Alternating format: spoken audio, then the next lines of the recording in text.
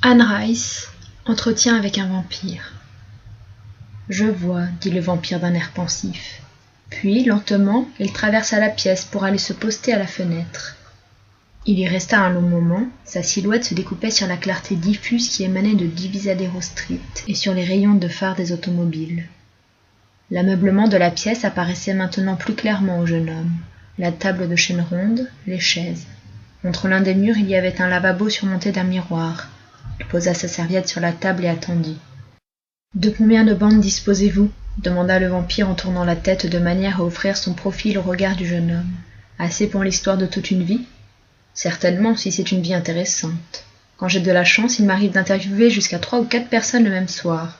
Mais il faut que l'histoire en vaille la peine. C'est normal, non ?»« Parfaitement normal, » répondit le vampire. « Eh bien, cela me ferait plaisir de vous raconter ma vie. Vraiment plaisir. »« Très bien, » dit le jeune homme. Il sortit vivement de sa serviette un petit magnétophone à cassette, vérifia l'état de la bande et des piles.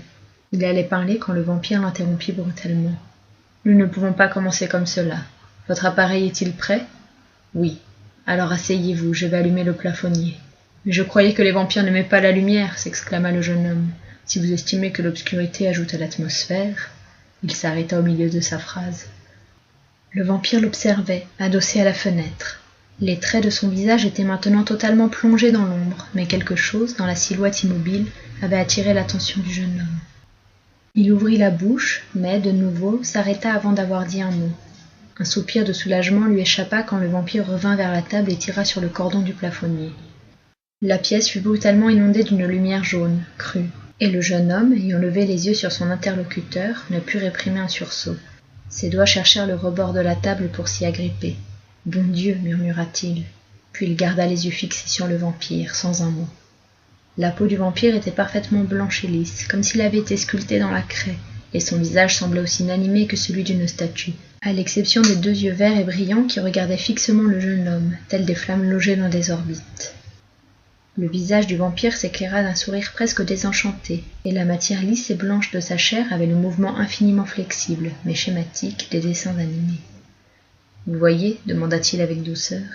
Avec un frémissement, le jeune homme éleva la main comme pour se protéger d'une lumière trop violente. Son regard ira lentement sur l'habit noir à la coupe impeccable qu'il n'avait fait qu'apercevoir dans le bar, sur les longs plis de la cape, sur le nœud de soie noire et sur le col éclatant de blancheur, aussi blanc que la chair du vampire. Il contempla les cheveux d'un noir intense, dont les ondulations venaient recouvrir la pointe des oreilles, les boucles touchaient presque le bord du col blanc. « Et maintenant, vous désirez toujours cette interview » demanda le vampire. Le jeune homme ouvrit la bouche sans qu'aucun son en sortît. Il acquiesça de la tête, puis réussit à articuler. « Oui. » Lentement, le vampire s'assit en face du jeune homme et, se penchant vers lui, dit doucement, comme sur le ton de la confidence. « N'ayez pas peur, mettez simplement le magnétophone en marche. » Sur ces mots, il étendit un bras au-dessus de la table en direction du jeune homme qui se tassa dans sa chaise, le visage subitement inondé de sueur. La main du vampire étreignit son épaule. « Croyez-moi, dit-il, je ne vais pas vous faire de mal. Je veux profiter de l'occasion que vous m'offrez. Vous ne pouvez vous rendre compte à quel point c'est important pour moi. J'aimerais que nous commencions. » Il retira sa main puis attendit, recueilli. Le jeune homme eut besoin d'un moment pour s'éponger le front et les lèvres avec un mouchoir, pour bégayer que le micro était incorporé à l'appareil, pour enclencher la touche d'enregistrement et pour annoncer enfin que le magnétophone tournait. « Vous n'avez pas toujours été un vampire, n'est-ce pas » commença-t-il. « Non, je suis devenu vampire à l'âge de 25 ans, et c'était en l'an 1791. » Le jeune homme fut frappé par la précision de la date et la répéta avant de demander. « Comment est-ce arrivé ?»